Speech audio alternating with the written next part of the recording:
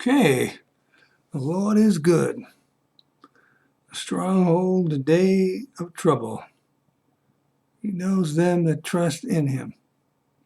Trust in the Lord with all your heart, lean not to your own understanding. Acknowledge him in all your ways, and he will direct your paths for good. Otherwise, your path may end up being trouble. Your path could be filled with all kinds of problems.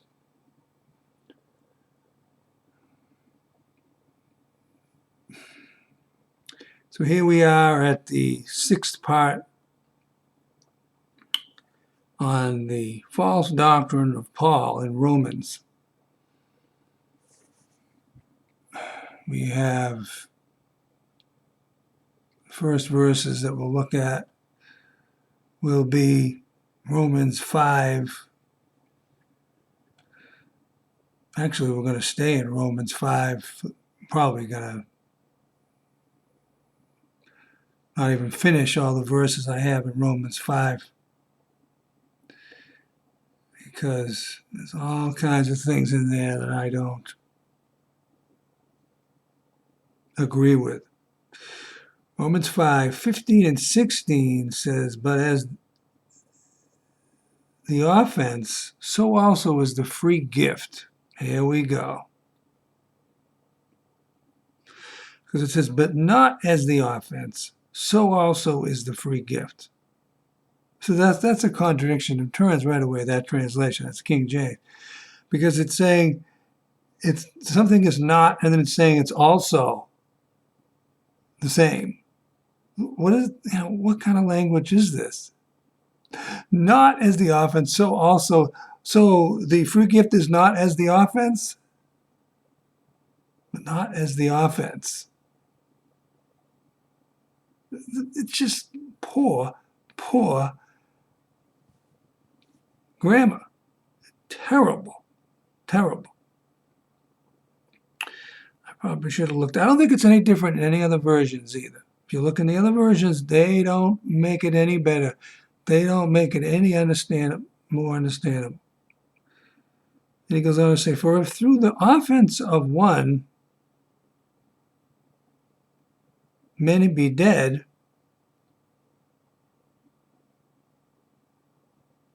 much more the grace of God and the gift by grace.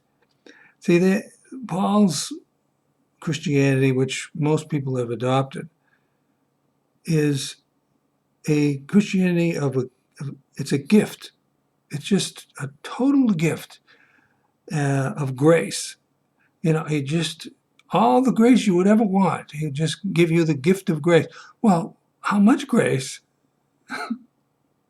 What kind of grace you mean? A gift of what degree of grace? How much grace?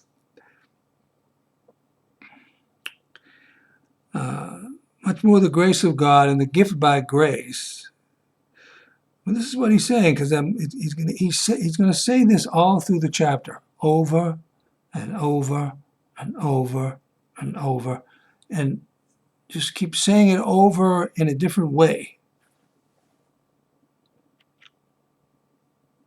which is by one man, Jesus Christ, has abounded to many. So once again, his doctrine, his Christianity is a Christianity where you receive grace as a free gift. You don't have to do anything for it. Nothing. Just say, I need some grace, God. Give me some grace. Give me this, give me that. And he just gives it to you automatically. He just gives it to you because it's a free gift. Boy, that's not true at all. And verse 16, and not as it was by one that sinned. I just noticed. So this next verse is the same thing. It says the same thing as the first thing. It's kind of a contradictory statement. He's saying that something And he's not saying what it is. Not as it was by one that sinned, not as what was. But then he's saying, so also is the free gift. The free gift. So the free gift is not something. Oh, is that right? So it's not as it was by one that sinned. That's just harebrained. That's just convoluted. That's convoluted language. It's not correct. For the judgment was by one to condemnation. See, first of all, he's saying that Adam, he's going to say this over and over, Adam was condemned. For the judgment was by one to condemnation. So he's claiming that Adam was condemned. That's what he's claiming. Well, he lived 1,000 years. That, my friend, is not condemnation. When a child dies under 10 years old, that'd be more in the realm of condemnation. Because he's going to talk about death reigning. Well, yeah, when a child dies under the age of 10, for whatever reason, whether I'm thinking she, whatever he or she dies under 10 from, a drive-by shooting or disease or an accident or whatever, now that is when death is reigning. You see? But then it goes on to say, but the free gift is of many offenses to justification. Oh, is that right? So according to him, this free gift, right, and he's going to explain it, he's going to keep calling it this free gift of righteousness, is a gift that you're free to have many offenses. What kind of offenses? There was a death penalty even with the sacrifices in the Old Testament. If someone was going to take, if a man was going to take a woman and the mother of the woman, then the penalty was for them to be burnt, torched, incinerated, set on fire. That was the penalty. It didn't say, and if so-and-so commits this sin, kill 2 rams, kill 2 lambs, and they'll be forgiven. No, there was going to be a bonfire, and that person, actually all of them would be burnt. Actually, all 3 of them, all 3 of the people. This is in Leviticus, chapter either 21 or 20. All 3 of them were to be burned. Burned. That was the penalty. There was a death penalty for homosexuality. It doesn't mention female on female, but it says if a male has a sexual relationship with a male, then the penalty is to put them down. Death. That was the penalty. That was the law of God. That's the law of God. It's not that it was the law of God, it is the law of God. Yet, it may not be immediate. It may take some time. But then we find everybody is getting judged. Most everybody. No matter what they believe. And as far as death goes. So it's an amazing thing. He's saying that somehow there's a free gift that gives you the freedom to offend God. I think not. I think not. Many offenses. You can offend God many times, and God just says, oh no, I gave you a free gift. you've got this pardon going on. It has not based on anything. You wouldn't say that if such a thing was true, but it was, it's supposedly some kind of free gift that's given to somebody so that it's like a license to sin, right? Yeah. So according to this doctrine, this false doctrine, God gives people licenses. Yeah. He gives them a license to sin numerous times, many times. I think not. Well, how many times, right? So according to this, there's many offenses. Well, how many offenses? So is there a limit to them? There is, and there's no such thing as this. So then we go to the next verse. I could have added them together. I should have had them together. In fact, I think I'll just bring that up like that. For if by one man's offense, death reigned by one. So first of all, it was inevitable for Adam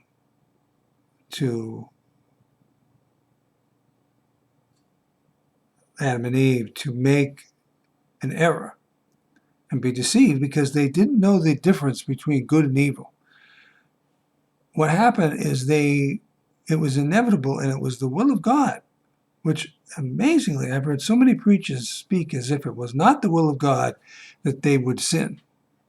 But he knew that they were going to sin. So it was his will. He created them knowing full well that they were going to be deceived. Okay?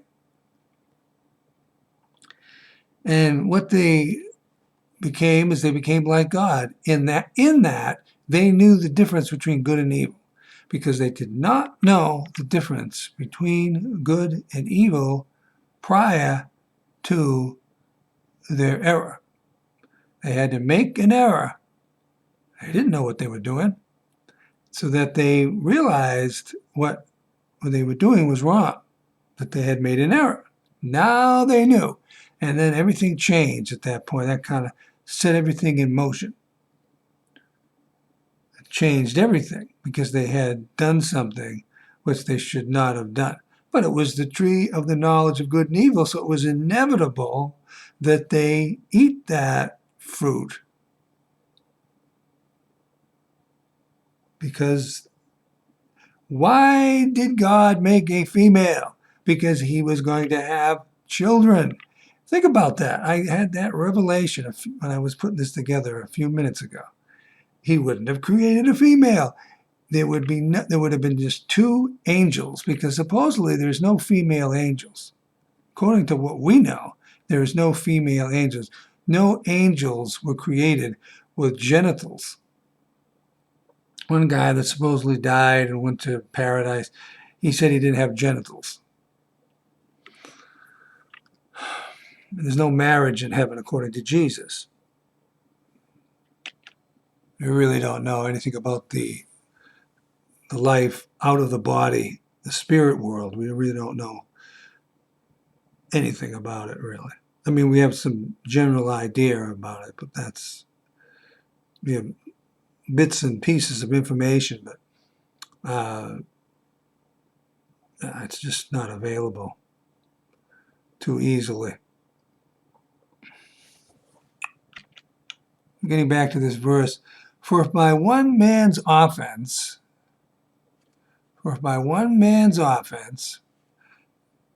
death reigned by one, much more they which receive an abundance of grace and the gift of righteousness shall reign in life by one, Jesus Christ. Oh, is that right? So according to him, death reigned, even though he lived 1,000 years. All right? That's not death. That's life. That's a long time. It's hard to believe, that a man would live that long. Because these men alive now, don't come anywhere near that time frame.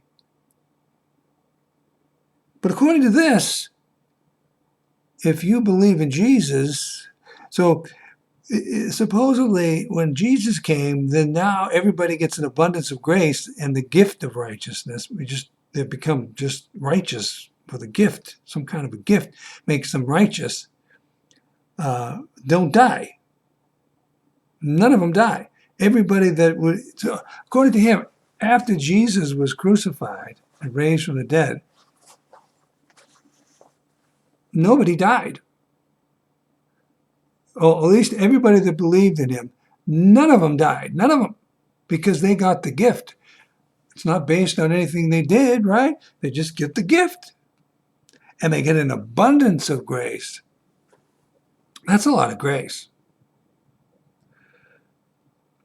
I mean, nobody would die if they had an abundance of grace. I've had an abundance of grace at certain times. And death would be nowhere to be found, ever. Because you would be healed. You would just be healed, that's all. Suddenly, whatever diseases you have would just evaporate and go away. The Spirit of God would just repair your body, and that would be the end of it. There wouldn't be any death. But we find that's just not true. It's based, people have to do things. They have a role, R-O-L-E. They have a role in their salvation, in the grace of God being given to them. They have to keep the commandments. They have to keep the sayings of Jesus. He says, "You are my friends if you do whatever I say. If you don't, you're not even the friend. You're not even a friend of Jesus. If you do not do what Jesus said." And then we say, well, what did he say? Well, one thing he says is, pray to your Father in secret and he'll reward you in the open. That was very important because to me it makes sense. You got to fellowship, you got to talk to God. You got to be available to God. You've got to communicate with God. And you've got to know the truth of God. You have to know what the commandments of God are. If you can pray for a lengthy amount of time, then you obviously know what the commandments of God are. For the most part, to some degree.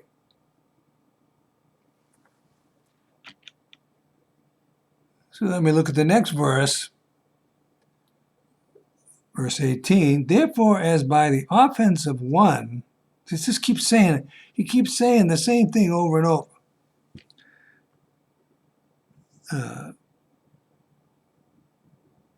Judgment came upon all men. By the way, the translators of the King James put that word in judgment.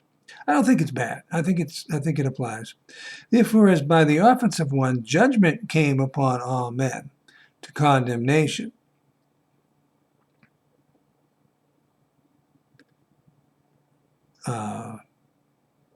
Even so, by the righteousness of one, the free gift, supposedly. So I put that, what I'm going to start doing now, if I don't agree with the things that the translators of the King James put in there, I'm going to turn it back into italics, because when I copy it, like when I see it, before I copy it, it has italics.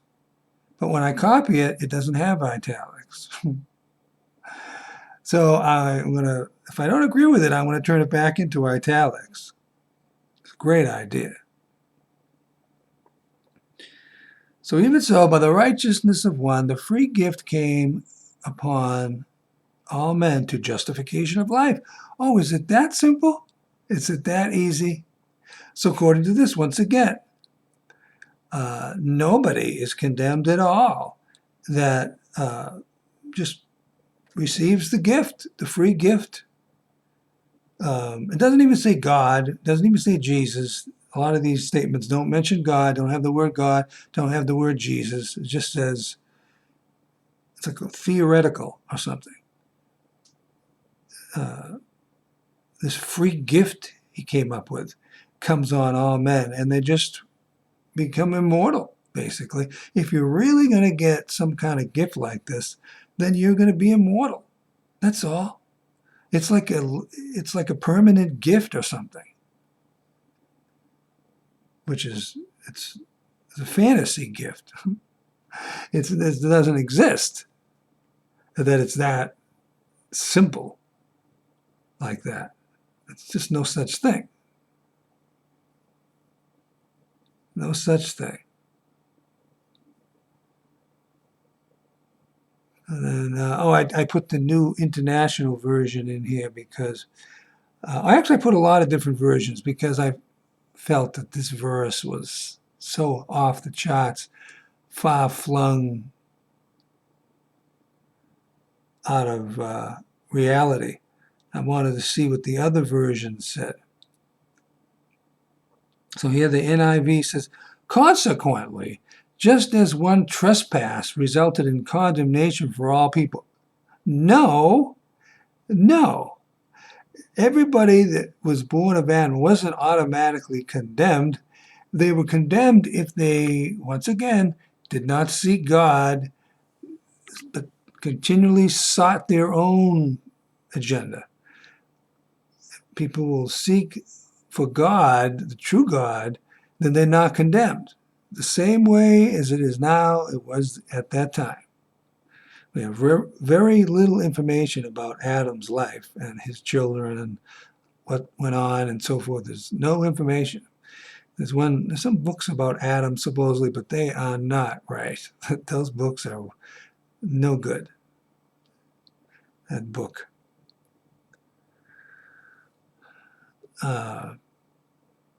So consequently, just as one trespass resulted in condemnation for all people,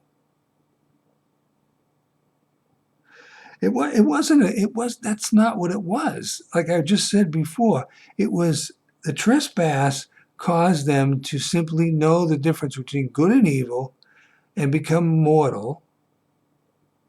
But that was what the will of God was. That's why he had a female. They were naked. They didn't know they were naked until they had the knowledge, till they got the knowledge of good and evil.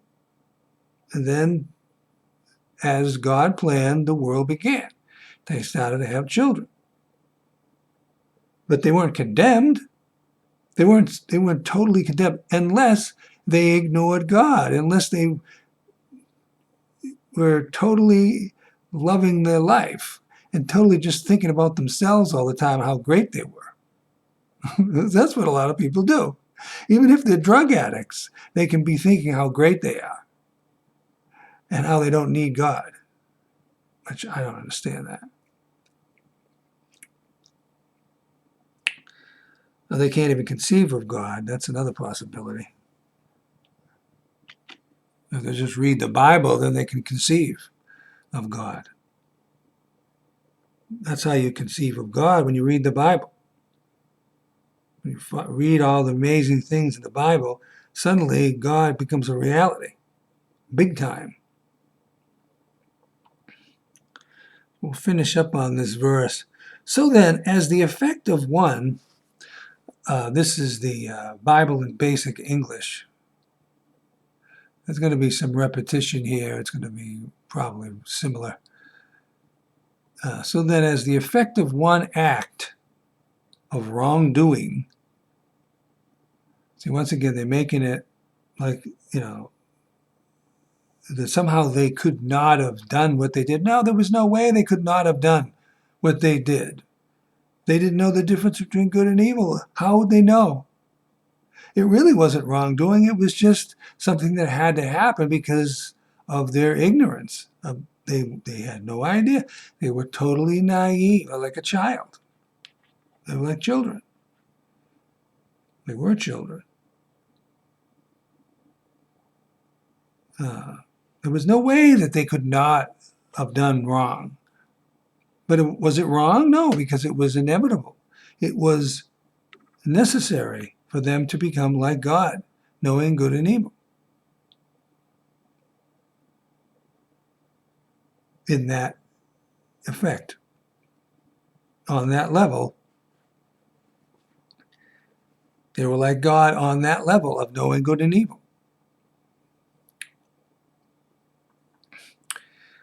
So then, as the effect of one act of wrongdoing was that punishment came on all men. No. Punishment did not come on all men because of that. I just said that, but here it is. They're saying it even in a more succinct way. They were just men at that point, and then it was up to them to choose the light over the darkness. Even so, the effect of one act of righteousness was righteousness of life for all men. Oh, and what act of righteousness was that? Notice that, once again, just like the King James, he's not saying what act of righteousness that is, which is really talking about the cross. And it wasn't one act of righteousness, it was many acts of righteousness that Jesus did. And it was an act of atonement.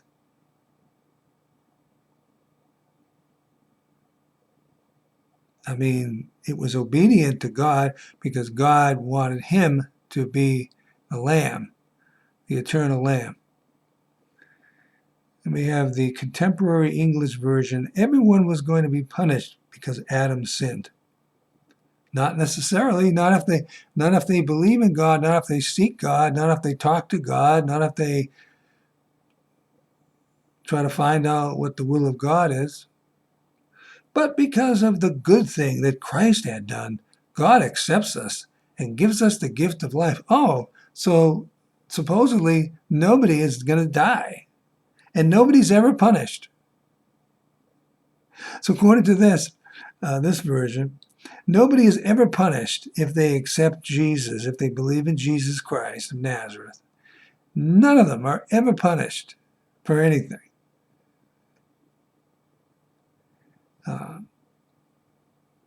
Just because of what Jesus did, he just accepts everybody. And no matter what they do, he does not punish them. Not true. Lastly, the GW, God's Word. Therefore, everyone was condemned through one failure. I've already said about 10 times why that's not true. And everyone receives God's life-giving approval through one verdict. So according to what they're saying, that the verdict? So they're saying that what Jesus did was a verdict. And so according to that, according to the cross, apparently they're talking about the cross, and they're saying that because of the verdict of death on Jesus, now everybody just automatically, without any act on their own, receive God's approval. No matter what they do. Not true. Not true at all.